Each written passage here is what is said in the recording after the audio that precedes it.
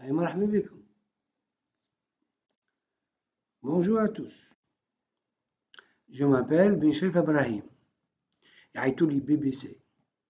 On abrégé BBC. Ibrahim Bencherif. Bon. باش نقول لكم على البارتي هذه اللي باش نقراوها هي بارتي arithmétique. Finalement, cette partie, c'est une branche des mathématiques. C'est la science des nombres, si vous voulez. C'est l'étude des propriétés des entiers naturels, des entiers relatifs. Là où on trouve, c'est-à-dire là où on travaille avec les entiers. Qu'appelle-t-on entier, c'est-à-dire 0, 1, 2 jusqu'à l'infini, et les entiers relatifs 0, 1, 2, 3 jusqu'à l'infini et leur opposé. On trouve aussi la division euclidienne, la divisibilité, les nombres multiples, disons multiples de 2, multiples de 3, multiples de 5, multiples de n'importe quel entier. Le PGCD, c'est-à-dire le plus grand commun diviseur,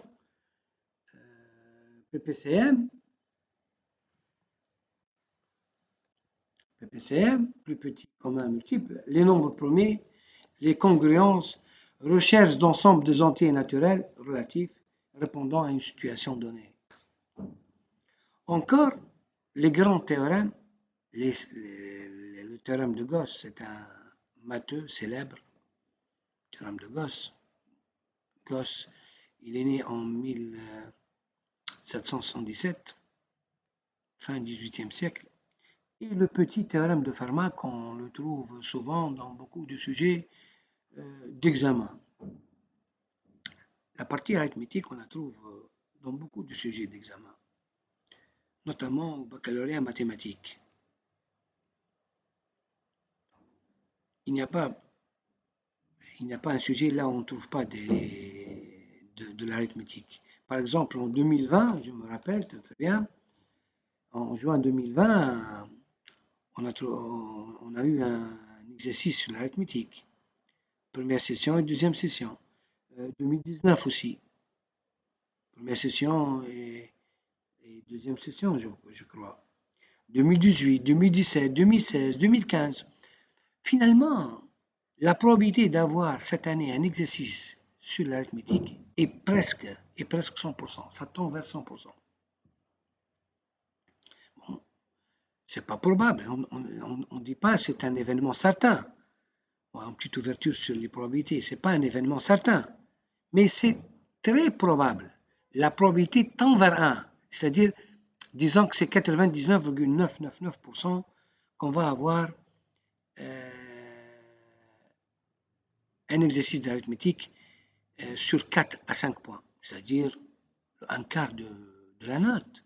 Attention. Bon. Alors, qu'est-ce qu'on peut avoir comme exercice? Sur les congruences,